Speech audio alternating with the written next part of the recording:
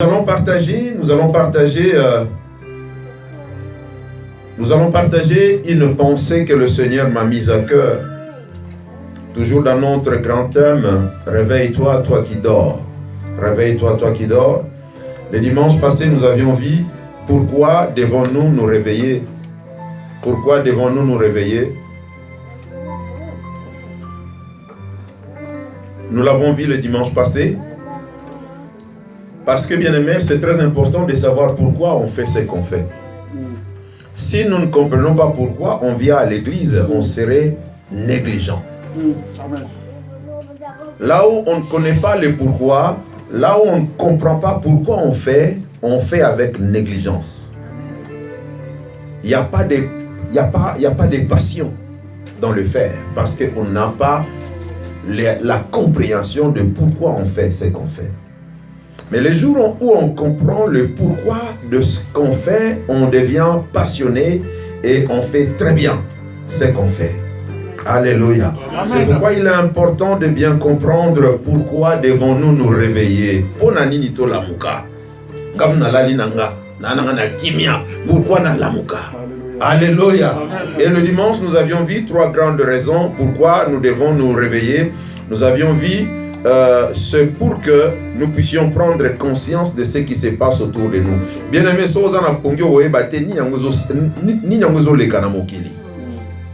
si tu es endormi, tu ne vas pas comprendre. Pour que tu comprennes, pour que tu prennes conscience, il faut te réveiller. Moutoua Lali n'a pas conscience. Sa conscience est endormie. Il ne sait pas ce qui se passe. Pour savoir ce qui se passe, il faut se réveiller. C'est pourquoi nous sommes supposés nous réveiller afin de comprendre ce qui se passe autour de nous, ce qui se passe dans le monde. Et quand on a compris ce qui se passe, s'il y a des choses qui ne donnent pas gloire à Dieu dans nos vies, nous devons nous débarrasser de ces choses-là.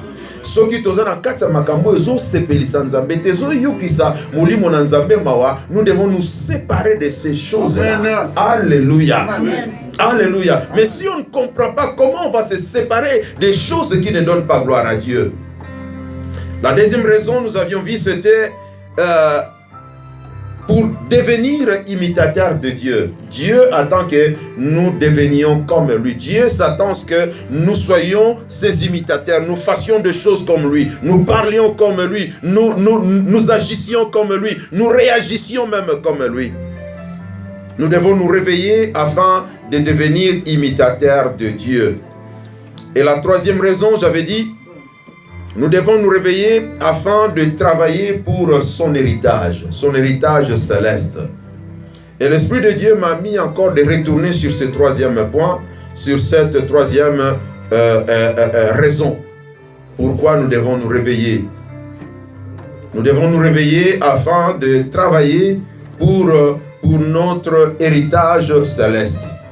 Et ce matin, mon message s'intitule « Travailler pour l'héritage céleste ».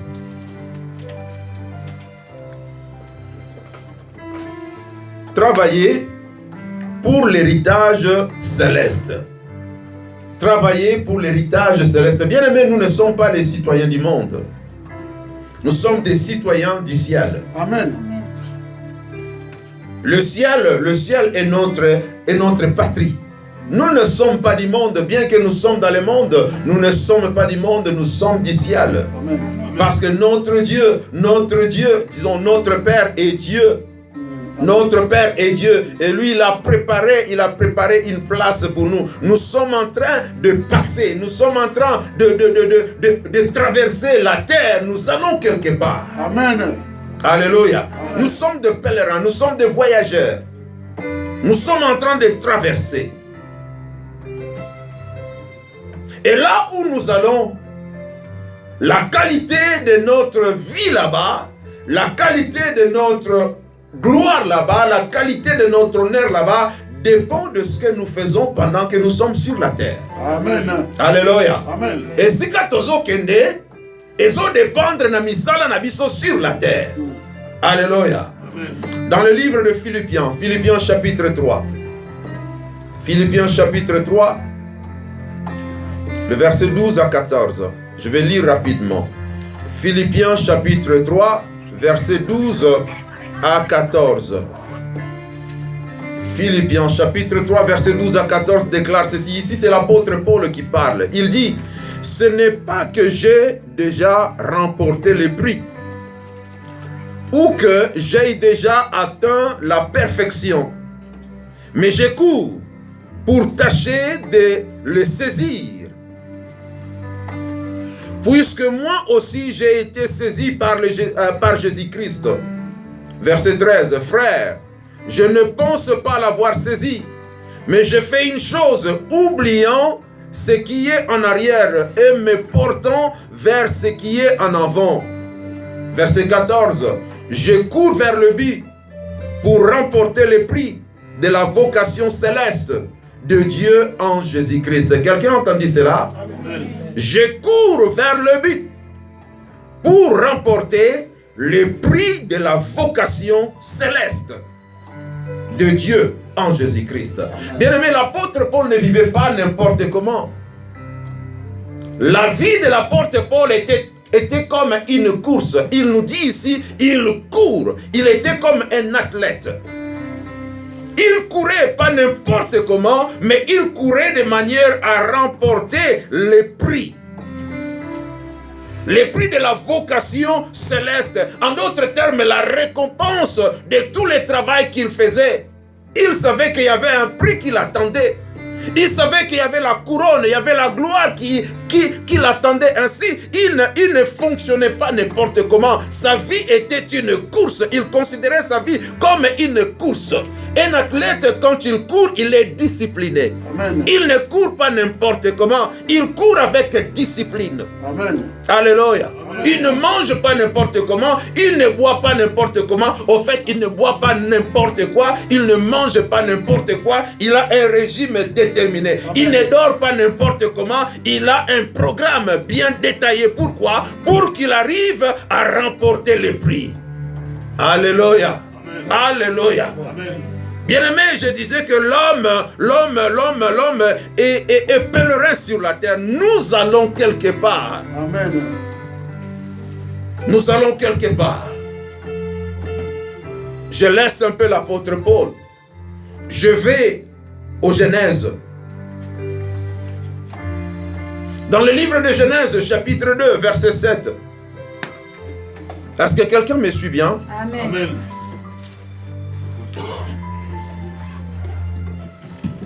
Genèse chapitre 2, verset 7. Moïse dit, l'Éternel Dieu, je dis Moïse parce que c'est Moïse qui avait écrit ce livre. Les 5 premiers livres de la Bible, c'est Moïse qui les avait écrits. Amen. Moïse écrit, l'Éternel Dieu forma l'homme de la poussière de la terre. Il souffla dans ses narines un souffle de vie, et l'homme devint un être vivant. Alléluia. Amen. Et l'homme devint un être vivant. Après que Dieu ait soufflé dans ses narines le souffle de vie. Amen. Alléluia. Amen. L'homme est un entier composé de 3 parties. Il y a l'esprit, il y a le corps et l'âme. Amen. L'homme est tripartite. C'est un entier en 3 parties. Alors ici nous voyons Dieu a formé l'homme de la poussière. Dieu a formé l'homme de la boue. Il a donné la forme avec les matériels, avec la boue, avec le sol. Il a donné la forme. Mais pour que cet entier-là fonctionne, pour que cette forme-là fonctionne, il aurait fallu que Dieu souffle dedans. Amen. Dieu a soufflé dans l'homme. Et l'homme est devenu un être vivant, avec respiration, avec mouvement, avec intelligence, avec sensation, avec l'odorat, avec lui, avec toucher, avec le goût. C'est le contact entre le corps physique et l'Esprit de Dieu qui donne l'homme la capacité de fonctionner. Et Job appelle ce souffle-là l'Esprit de Dieu. Je vous lis ça rapidement. Je suis en train d'aller quelque part, je vous lis rapidement. Dans Job dans Job 32, le verset 8, déclare ceci. Mais en réalité, dans l'homme, c'est l'esprit, virgule, le souffle du Tout-Puissant, qui donne l'intelligence. Ce qui m'intéresse, c'est l'esprit, virgule, pardon, c'est l'esprit, virgule, le souffle du Tout-Puissant. Donc le souffle là que Dieu avait donné à l'homme, à la création. Le souffle là, c'est l'esprit. Dieu n'a pas fait. Dieu a transmis son esprit. En d'autres termes, nous pouvons dire, Dieu a transmis une partie de lui-même à l'homme. Pour que l'homme devienne un être vivant qui fonctionne avec tous les sens. Dieu avait transmis une dimension de lui-même dans l'homme. Et cette dimension-là, c'est l'esprit. C'est l'esprit qu'il y a dans l'homme. L'esprit qui lui donne la capacité de fonctionner. Parce que sans l'esprit, l'homme était juste une masse. Alléluia. Quelqu'un me suit? L'homme était juste une masse. Mais c'est cet esprit-là qui lui donne la capacité de fonctionner, la capacité de faire le mouvement, la capacité d'être vivant. Alléluia. Donc l'homme est l'esprit qui a une âme et qui vit dans le corps. Parce que l'élément qui a fait que l'homme soit l'homme, c'était l'esprit. Alléluia. Alléluia. C'était l'esprit. Et donc, la partie la plus importante de l'homme, c'est l'esprit. Quand l'esprit entre dans le corps physique, la relation la produit l'âme. Alléluia. Et l'homme devient un être vivant. Bien-aimé, l'homme allant quelque part, il y a des choses qui se passent en lui. L'homme en allant quelque part, la Bible nous apprend, à cause du péché d'Adam, la mort est venue. La mort est entrée dans la nature. La mort est arrivée dans la réalité de l'homme. Et cela n'a pas encore changé. Dieu n'a pas encore enlevé la mort. C'est pourquoi, bien qu'on soit chrétien, on meurt encore. Cet élément-là existe encore. Dieu ne l'a pas encore enlevé. Ça sera enlevé le jour où Jésus-Christ retournera pour chercher son église. La Bible déclare, nous serons comme lui. Ce corps-là va se transformer. Amen.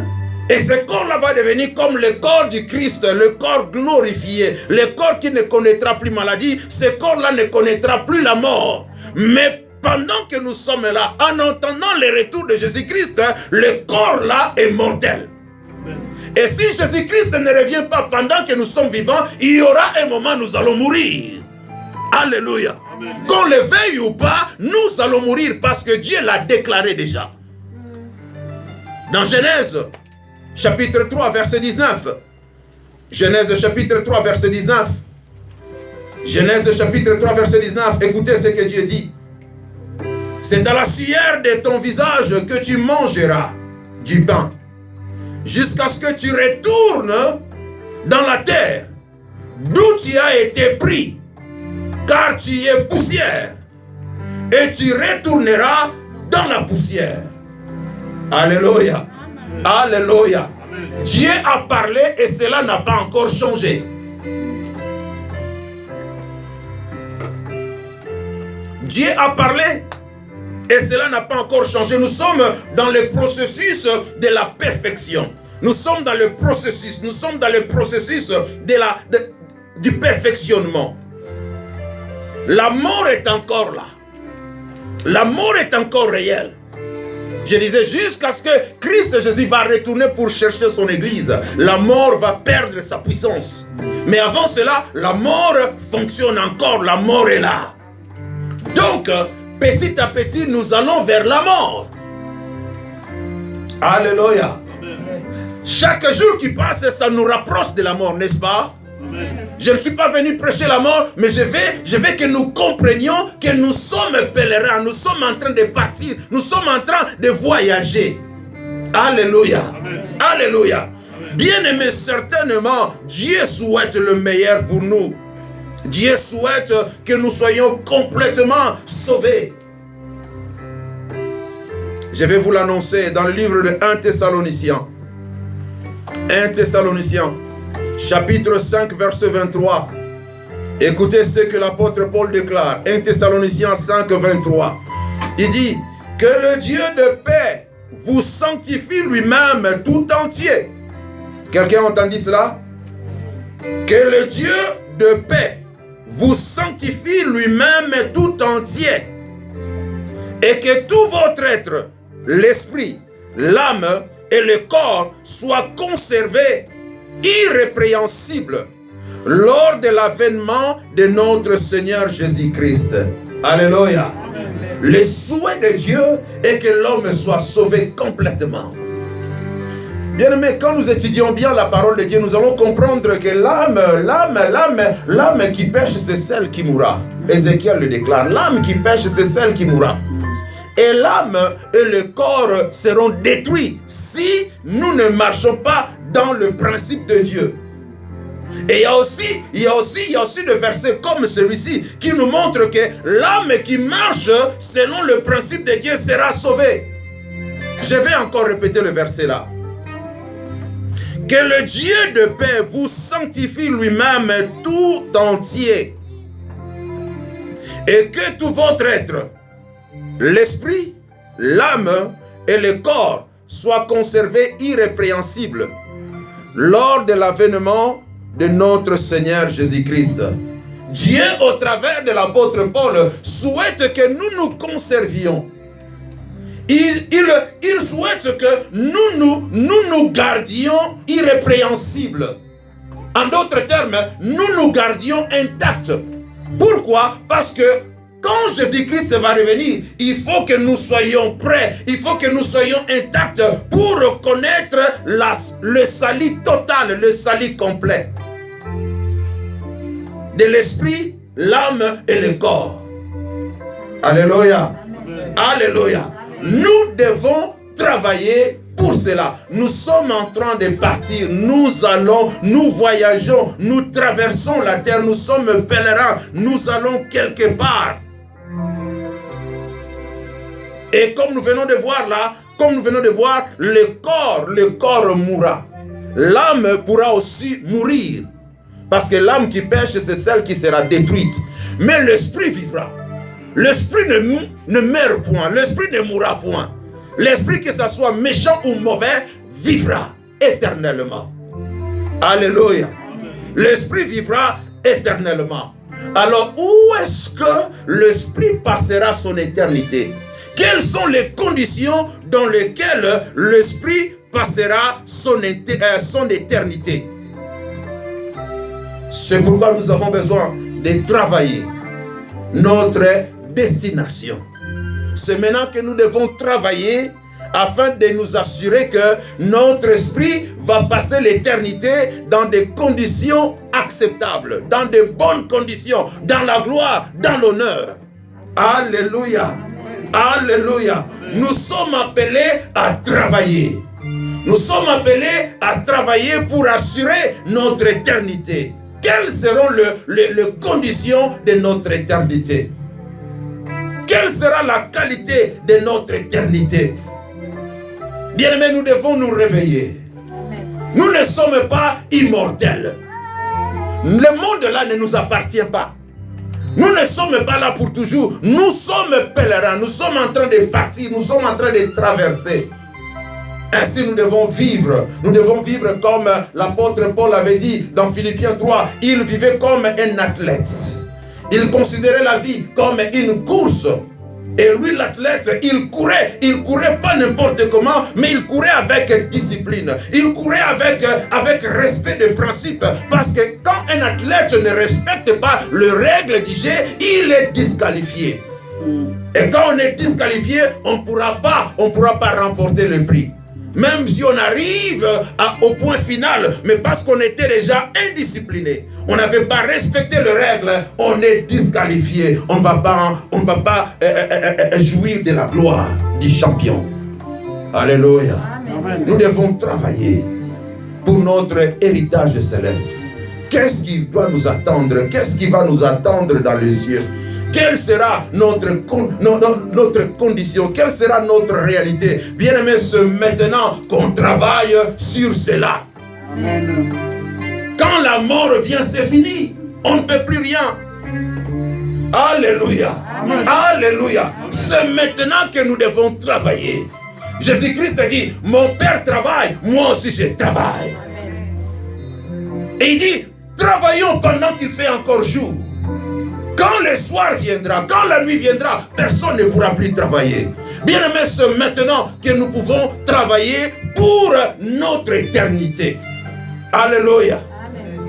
L'apôtre Paul continue à parler. Il nous interpelle dans 1 Timothée. Quelqu'un va lire ça pour moi, s'il vous plaît. 1 Timothée. 1 Timothée chapitre 4, versets 7 et 8.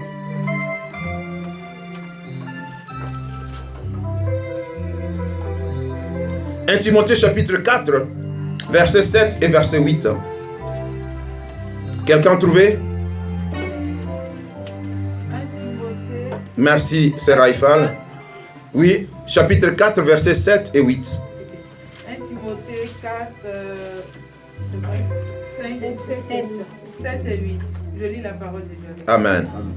Repousse les contes profanes et absurdes. Exerce-toi à la piété, car l'exercice corporel est utile à peu de choses. Tandis que la piété est utile à tout, ayant la promesse de la vie présente et de celle qui est à venir. Amen. Merci beaucoup, c'est Raïfal. Ici, l'apôtre Paul nous fait une très grande et importante recommandation.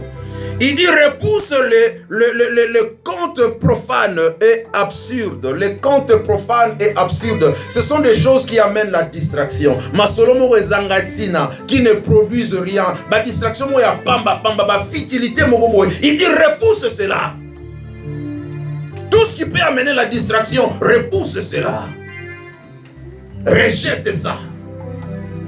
Rejette ça, parce que tu n'as pas de temps.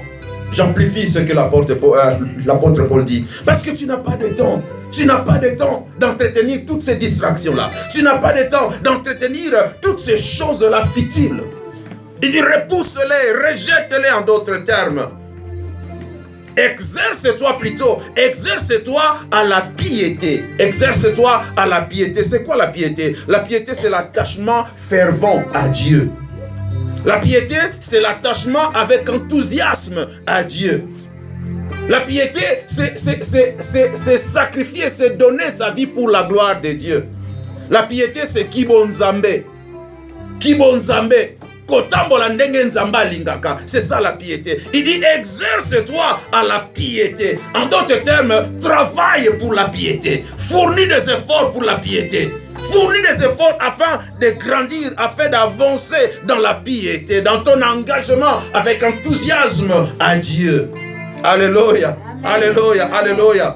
Pourquoi? Car l'exercice corporel est utile à peu de choses. Oui, c'est bien. Il reconnaît que l'exercice corporel, faire travailler le muscle, faire travailler le corps, c'est bien. Mais c'est bien pour peu de choses. C'est bien juste pour le physique. Ça ne prend pas soin de votre esprit. Ça ne prend pas soin de votre destinée.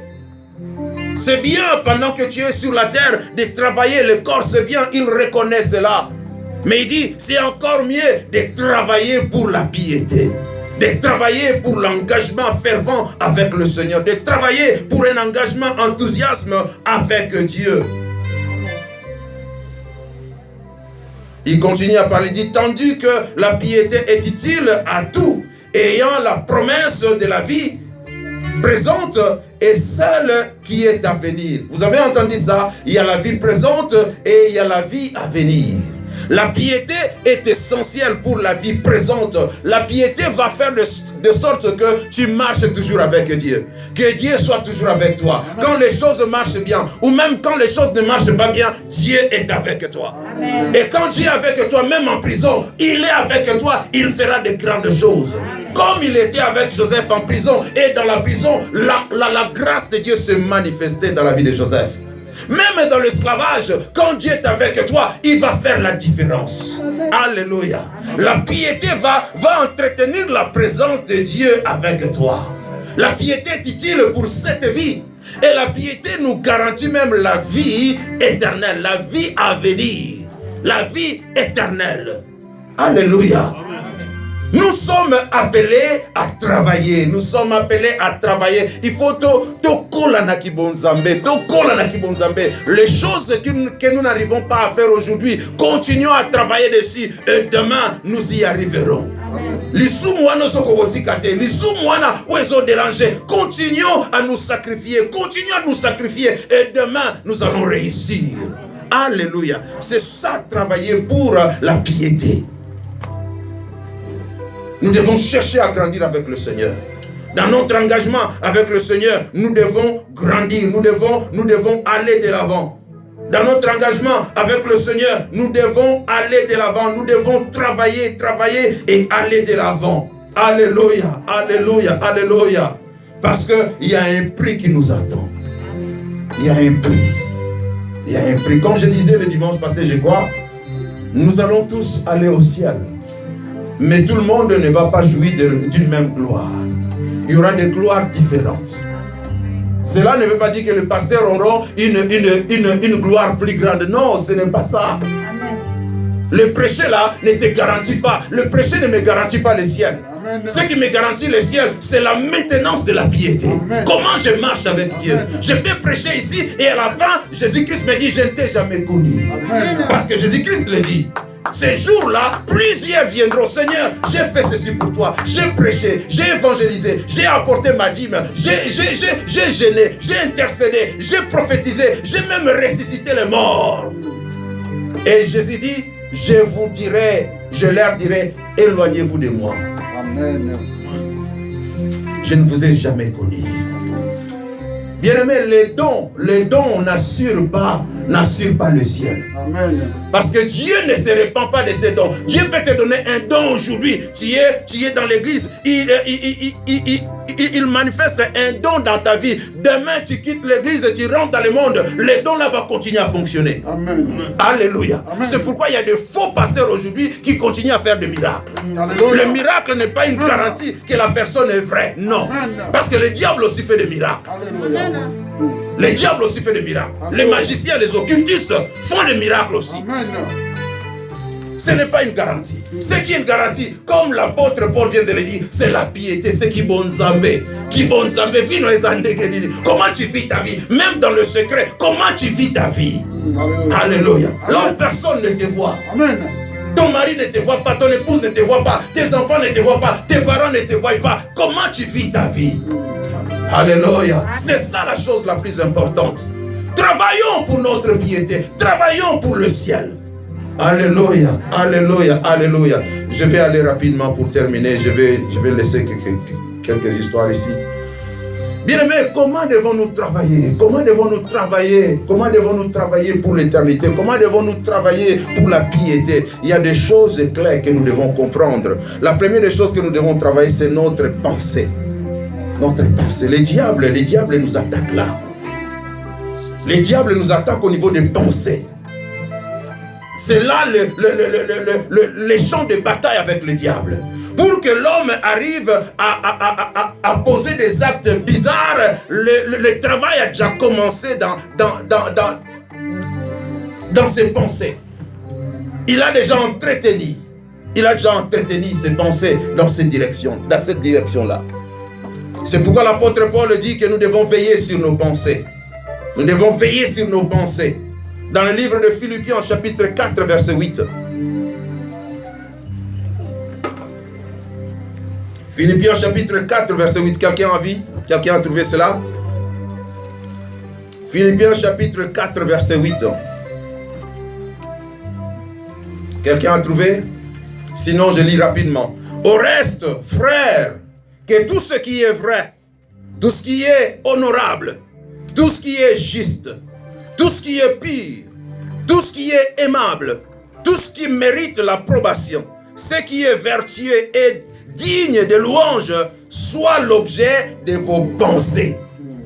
Alléluia. Quelqu'un a entendu cela? Amen. Donc nous devons avoir des pensées pures, des pensées propres. Bien aimé, n'entretiens pas de mauvaises choses dans tes pensées. Si tu laisses les mauvaises choses occuper une partie de tes pensées, ces choses-là vont se manifester dans ton langage et dans tes actes.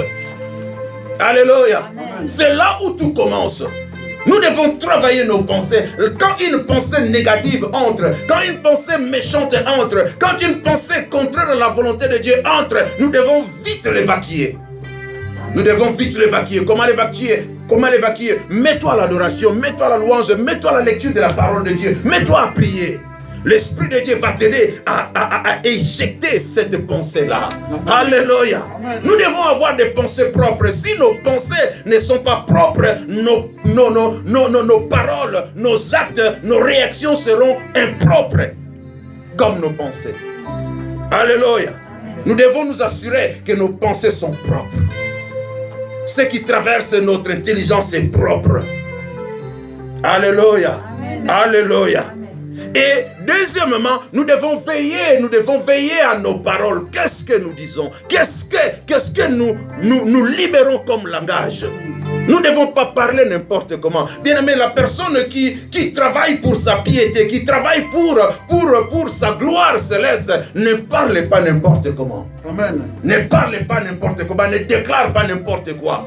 Écoutez ce que l'apôtre Paul déclare dans Colossiens chapitre 4. Colossiens chapitre 4, le verset 6. Colossiens chapitre 4, verset 6. Déclare ceci. Que votre parole soit toujours accompagnée de grâce, assaisonnée de sel, afin que vous sachiez comment il faut répondre à chacun. L'apôtre Paul nous recommande que nos paroles soient accompagnées de grâce. Que nos paroles soient assaisonnées de sel. Nos paroles que nos paroles ne soient pas amères. Que nos paroles ne dérangent pas les voisins ou le prochain. Nous devons veiller sur nos paroles, nos langages bien-aimés. Qu'est-ce que nous disons? Qu'est-ce que nous sortons comme des langages, comme des paroles? Commençons dans nos maisons. Qu'est-ce que nous disons à nos maris? Comment est-ce que nous parlons à nos épouses? Comment est-ce que nous parlons à nos enfants, à nos parents, à nos frères et sœurs? Comment est-ce que nous le faisons? Au travail, comment est-ce que nous parlons à nos collègues? Comment est-ce que nous parlons à nos amis? Bien-aimés, Dieu n'aime pas de mauvaises paroles. Amen. Amen. Les mauvaises paroles vont frustrer la présence de Dieu dans nos vies. Vont handicaper notre piété. C'est pourquoi les sages ont dit, avant de parler, il faut tourner sa langue 7 fois. Il faut tourner sa langue 7 fois. Ça veut dire quoi? Il faut réfléchir avant de parler. Ne libère pas de paroles comme tu veux. Non, il faut réfléchir. Vous savez, les paroles sont puissantes. Les paroles peuvent construire et les paroles peuvent détruire. L'apôtre Jacques dit, la langue est un petit membre, mais cette langue-là peut enflammer toute une forêt. La langue peut détruire tout un bâtiment à l'instant même. Veillons sur nos langues. Veillons sur nos bouches. Comment est-ce que nous parlons? À l'église, c'est bien, on peut faire semblant ici. On peut faire l'hypocrisie ici. Mais ce qui compte, c'est que Dieu voit. Il ne voit pas seulement ce qui se passe à l'église. Il le voit même à la maison. Il voit dans nos chambres. Il voit au travail. Il voit à l'université. Il voit à l'école. Comment est-ce que nous nous comportons?